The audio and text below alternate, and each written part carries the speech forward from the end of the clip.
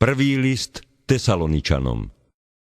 Kapitola 1. Pavel, Silván a Timotej Tesalonickej cirkvi v Bohu Otcovi a v Pánu Ježišovi Kristovi. Milosť vám a pokoj. Ďakujeme Bohu za vás všetkých vždy, keď vás spomíname vo svojich modlitbách.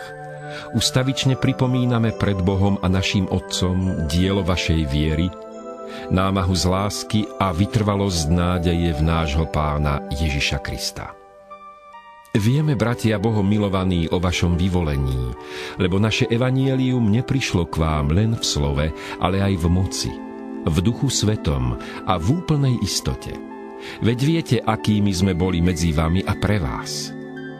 A vy ste sa stali napodobňovateľmi nás i Pána, keď ste vo veľkom súžení s radosťou z Ducha Svätého prijali slovo, čím ste sa stali vzorom pre všetkých veriacich v Makedónii aj Acháji. Lebo od vás sa slovo Pánovo rozozvučalo nielen v Makedónii a Acháji, ale vaša viera v Boha prenikla všade. Takže my už nemusíme nič hovoriť. Veď oni sami rozprávajú o nás, ako sme prišli k vám a ako ste sa od modiel obrátili k Bohu, aby ste slúžili živému a pravému Bohu a aby ste z nebies očakávali Jeho Syna, ktorého vzkriesil z mŕtvych, Ježiša, ktorý nás vytrhuje z budúceho hnevu.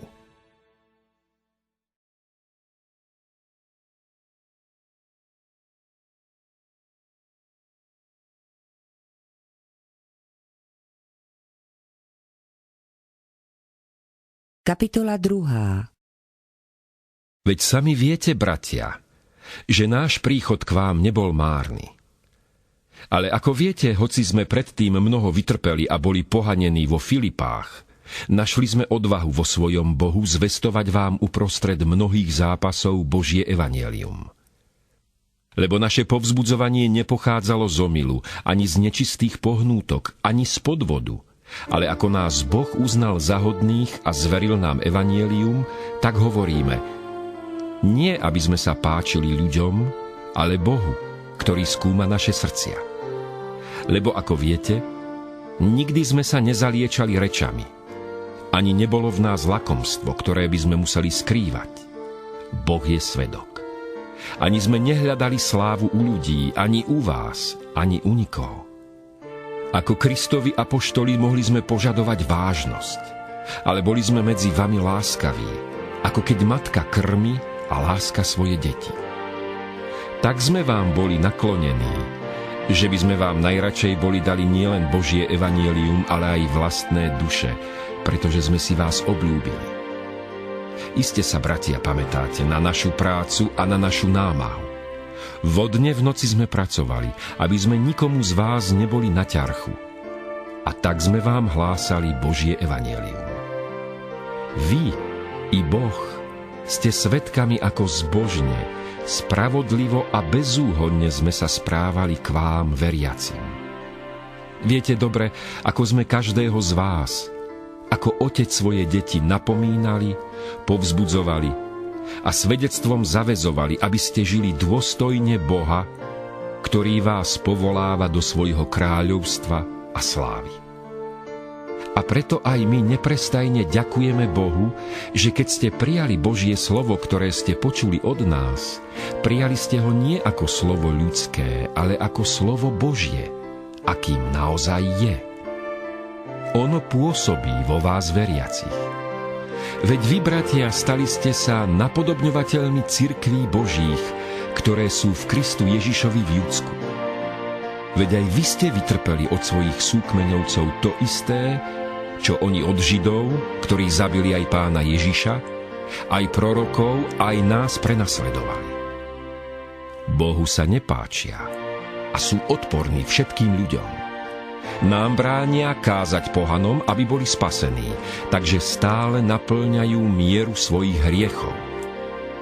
Ale prišiel už na nich hnev, až do konca. My však, bratia, keď sme načas osireli odlúčení od vás, no iba telesne, nie však srdcom, tým viac sme sa s veľkou túžbou usilovali vidieť vašu tvár.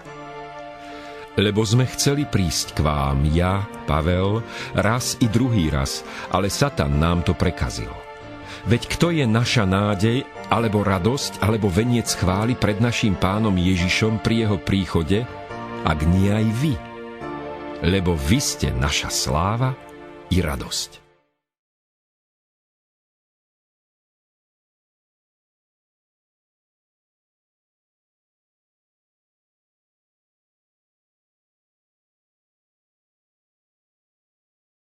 Kapitola 3.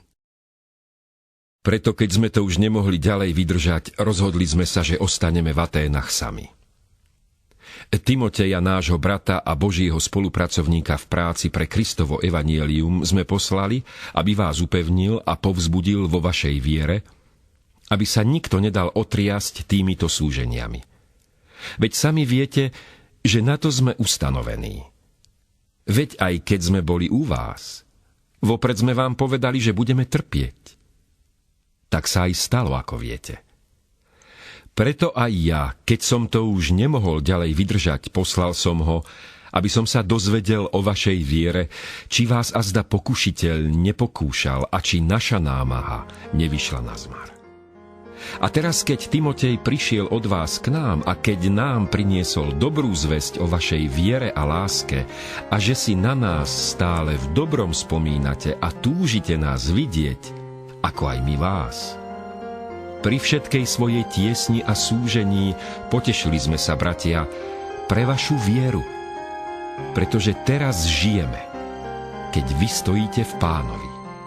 Veď akúže vďaku môžeme vzdať Bohu za vás pre všetku radosť, ktorú z vás máme pred naším Bohom. Vodne v noci snažne prosíme, aby sme uzreli vašu tvár a doplnili, čo ešte chýba vašej viere. Ale sám náš Boh a Otec a náš Pán Ježiš nech upraví našu cestu k vám. A nech vás Pán zveľadí a obohatí vašou vzájomnou láskou i takou láskou voči všetkým, akú aj my máme voči vám. Nech vám utvrdí srdcia, aby boli bezúhonní vo svetosti pred naším Bohom a Otcom, keď príde náš Pán Ježiš so všetkými svojimi svätými. Amen.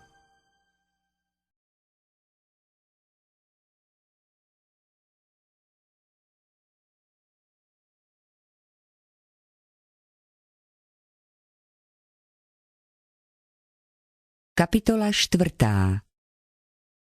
Napokon teda, bratia, prosíme i napomíname vás v Pánu Ježišovi, aby ste sa vždy viac a viac rozhojňovali v tom, čo ste prijali od nás, totiž ako máte žiť a páčiť sa Bohu a ako žijete. Veď viete, aké príkazy sme vám dali v mene Pána Ježiša. Lebo to je Božia vôľa, vaše posvetenie. Zdržiavajte sa smilstva. Nech si každý z vás vie získať manželku v posvetnosti a úctivosti, nie zvášnivou žiadostivosťou ako pohania, ktorí nepoznajú Boha.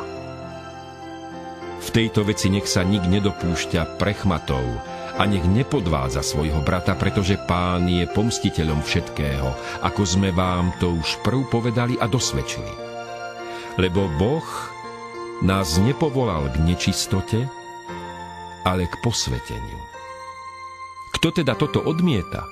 Odmieta nie človeka, ale Boha, ktorý vám dáva svojho svätého ducha. O bratskej láske vám netreba písať, lebo sám Boh vás naučil navzájom sa milovať. A vy to aj robíte všetkým bratom po celej Makedónii. Ale napomíname vás, bratia, aby ste sa v tom ešte viac rozhojňovali, aby bolo vecou vašej cti pokojne žiť, konať si svoje povinnosti a pracovať vlastnými rukami, ako sme vám prikázali, aby ste sa počestne správali voči tým, čo sú mimo, a tak, aby ste od nikoho neboli závislí. Nechceme, aby ste nevedeli, bratia, o zosnulých, aby ste sa nermútili ako ostatní, ktorí nemajú nádej. Veď ak veríme, že Ježiš umrel i vstal z mŕtvych, tak Boh skrze Ježiša privedie spolu s ním aj tých, čo zosnuli. Lebo to vám hovoríme slovom Pánovým. my, čo zostaneme nažive až do Pánovho príchodu, nepredídeme tých, čo zosnuli. Lebo vo chvíli, keď zaznie povel, hlas archaniela a Božia trúba, sám Pán zostúpi z neba a prví vstanú tí, čo umreli v Kristu. Potom my, ktorí budeme nažive spolu s nimi, budeme v oblakoch uchvátení do vzduchu v ústrety Pánovi a tak navždy budeme s Pánom. Tak sa teda potešujte navzájom týmito slovami.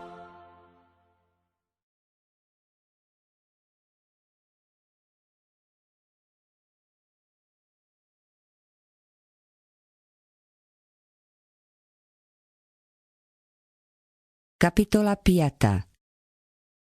Bratia, nepotrebujete, aby som vám písal o časoch a určených lehotách, lebo sami veľmi dobre viete, že Pánov deň príde ako zlodej v noci. Keď budú hovoriť, je pokoj a istota, vtedy ich z nenazdania prikvačí záhuba ako pôrodné bolesti tehotnú ženu a neuniknú. Ale vy, bratia, nežijete v tme, aby vás ten deň prekvapil ako zlodej. Veď všetci ste synovia svetla a synovia dňa. Nepatríme noci ani tme.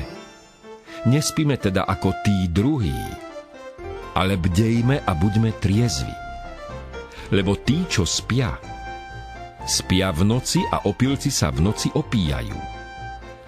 Ale my, čo patríme dňu, buďme triezvi, oblečme si pancier viery a lásky a ako prilbu nádej spasenia. Veď Boh nás neurčil na hnev, ale aby sme získali spásu skrze nášho Pána Ježiša Krista, ktorý umrel za nás, aby sme spolu s ním žili, či bdieme a či spíme. Preto sa navzájom napomínajte a povzbudzujte jeden druhého, ako to aj robíte. Prosíme vás, bratia, aby ste si vážili tých, čo s námahou pôsobia medzi vami, sú vaši predstavení v Pánovi a napomínajú vás. Nadovšetko si ich vážte a milujte pre ich dielo. Nažívajte medzi sebou v pokoji. Napomíname vás však, bratia, usmerňujte neporiadnych, posmelujte malomyselných, ujímajte sa slabých, voči všetkým buďte trpezliví. Hľadte, aby sa nik nikomu neodplácal zlým za zlé, ale vždy sa snažte o dobro medzi sebou i voči všetkým. Ústavične sa radujte, neprestajne sa modlite. Za všetkých okolností vzdávajte vďaky, lebo to vám ukladá Božia vôľa v Kristu Ježišovi. Ducha neuhášajte, proroctvami nepohrdajte, ale všetko skúmajte. Dobrého sa držte. Chráňte sa zla v akejkoľvek podobe. A sám Boh pokoja nech vás celých posvetí a pri príchode nášho Pána Ježiša Krista nech zachová vášho neporušeného ducha, dušu i telo bez úhony. Verný je ten, ktorý vás povoláva. On to aj učiní. Bratia, modlite sa aj za nás. Pozdravte všetkých bratov svätým boskom. Zaprisahávam vás menom Pánovým, aby ste tento list dali prečítať všetkým bratom. Milosť nášho Pána Ježiša Krista s vami.